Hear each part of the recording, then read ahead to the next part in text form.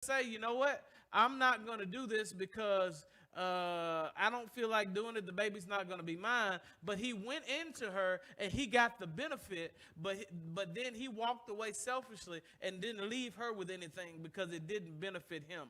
He did what he wanted and he walked away. And God said, that's wicked. You are using her body for your physical pleasure and your benefit, and you are leaving her uncared for and destitute. He did not want the responsibility. So the first question says, how is this applicable to our cultural values today? Can anybody tell me how? Okay, that's a good one. He said, Brother Bob said cohabitation, getting all the benefits of a married couple and having all the fun of a married couple, but not taking on the responsibility and going ahead and getting married and rearing children the way that God has called you to rear children. That's one, cohabitation. Or anybody else have anything? Abortion. Abortion could be one of those. You're getting the pleasure in some instances. Now, for those who are real hot button on this issue, we understand there's the asterisks and all that, but for the most part, 99% of the time, it's generally you want to have your pleasure, but you don't want to take responsibility for your actions. It's only your choice after you've made your choice. I'll just put it that way. You've already made a choice, and that choice produced something that you didn't want. And so that's another one. We got cohabitation, we got abortion. Hands raised all over the building tonight. All right. Okay. Um, they chose to do that vasectomies. That's a iffy one. That's a iffy one because in that instance, sometimes in family planning, that could be that's something we need to look at. We need to think about. Or birth control, different extreme forms of birth control like vasectomies and hysterectomy. Well, not hysterectomies. That's medically necessary most times. Or getting tubes tied. We'll have to look at that. We'll look into that deeper. That's a good thought. You brought up a good thought for that. But in these instances, most times when that's happening, sometimes that's happening between consenting married parents, and they've decided maybe sometimes for health reasons that they're not doing that. But that's a good observation. What else?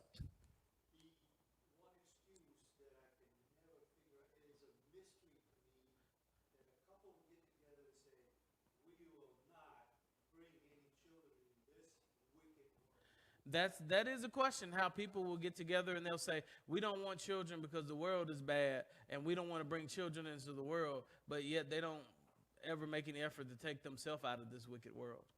That they enjoy the pleasures of the wicked world that they say is too wicked to bring children into, but yet they don't bring children into it. Now, parents, that's a personal issue with how many children you have and what you guys talk about and what you pray about and what the Lord says and things like that. But those are issues. Why? Because the central issue is you're wanting to get all the pleasure with none of the what? Responsibility. And so, how does God view that? He views that as wickedness. Obviously, he doesn't view it too good because he killed him. He killed him because what he did was wicked. And you say, well, God didn't kill him. It's right here in the text. He says he went into her, and when he went into her, he decided that he wasn't going to do the right thing. It says that he said, "Go into your brother's wife and perform the duty of a brother-in-law to her." And that's that phrase. When you read it, it sounds really weird unless you know know it in context. Do the duty of a brother-in-law to her and raise up offspring for your brother. But Onan knew that the offspring would not be his, so whenever he went into his brother's wife, he would waste the semen on the ground so as to not give offspring to his brother. And what he did was wicked in the sight of the Lord. And he, who is he? Put him to death also. So these are two of Judah's children that God has put what? To death. He's put two children to death because of wickedness and bad choices. They've been reared, but they haven't necessarily been reared in the best way. So now Judah decides to lie to Tamar. He knows very well he has no intention because in his mind, Tamar is the black widow. And he is not going to give his third son from his wife of the Canaanite woman who he wasn't supposed to marry in the first place away, he's got a prized possession. So he says, wait until my son gets older, and then I'll call for you. Go back to your father's house right now. But he never intends to do that. And because number 2 says, verse 14, Judah had failed to do the honorable thing, and it's about to come back to haunt him. How important is it to keep your word? Very important. Somebody tell me why it's important to keep your word.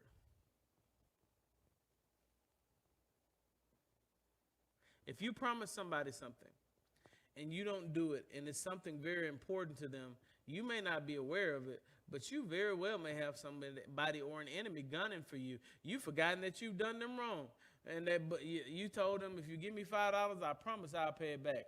And then you said, oh, it's only $5, and you never paid it back. And now that's a big thing to them.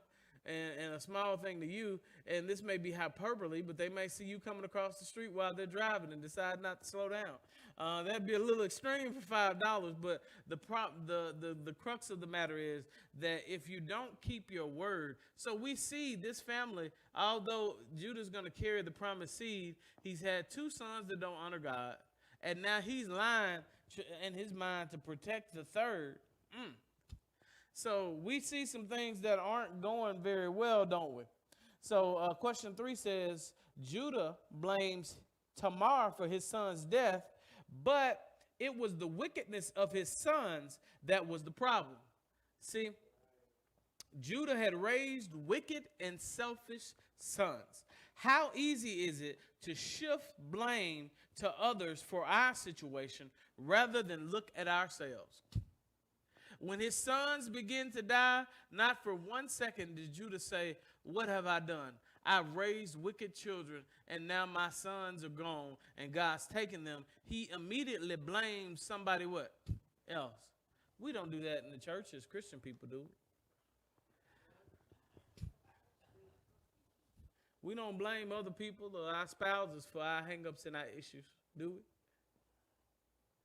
You mess up and get a ticket, and you look over at your spouse and say, if you hadn't been talking to me, I wouldn't have been speeding, or whatever the case was. Or you mess up and burn some food, and you said, if you left me alone, I'd be concentrating. And we're not those type of people, are we, where we instead of looking introspectively at ourselves and growing so God can help us, that we blame our hang-ups and our faults on other people? Anybody else in here ever done that? I see one honest person right down there. Huh? He said he ran into the back of a car and he blamed his sister for it. And so we always do that. We've been doing that since the beginning of time. You know how I know? It's in our DNA. It is inextricably linked to our DNA. You know why? Who told you you were naked? Did you eat of this tree? Yeah, this woman. It's your fault, God. We still see this sin nature showing up, don't we? The woman that you gave me gave this to me, and I ate it. Yeah, I ate it, but if she hadn't been here and you hadn't put her here, and then had you not put this tree here that was good for food and to make one wise, I would have never ate it. It's your fault, God. It's your fault because you gave it to me. But Adam, I said, be fruitful and multiply and fill the earth. So you didn't mind getting all the pleasure, but you just negated to take responsibility. Uh-oh.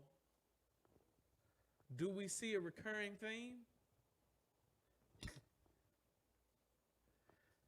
You don't mind being fruitful and multiplying, but you don't want to take care of. When the lights went out this week, I spent a lot of time. I took a day off work, and we fitted the house for a generator and all those things. And I worked, and I didn't get lunch.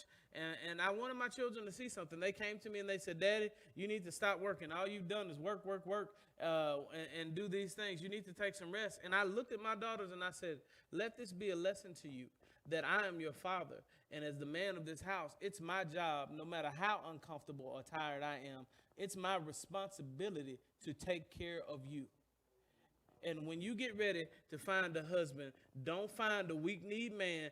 Find somebody that's going to have some responsibility, because manhood is steeped in responsibility. Everybody say responsibility.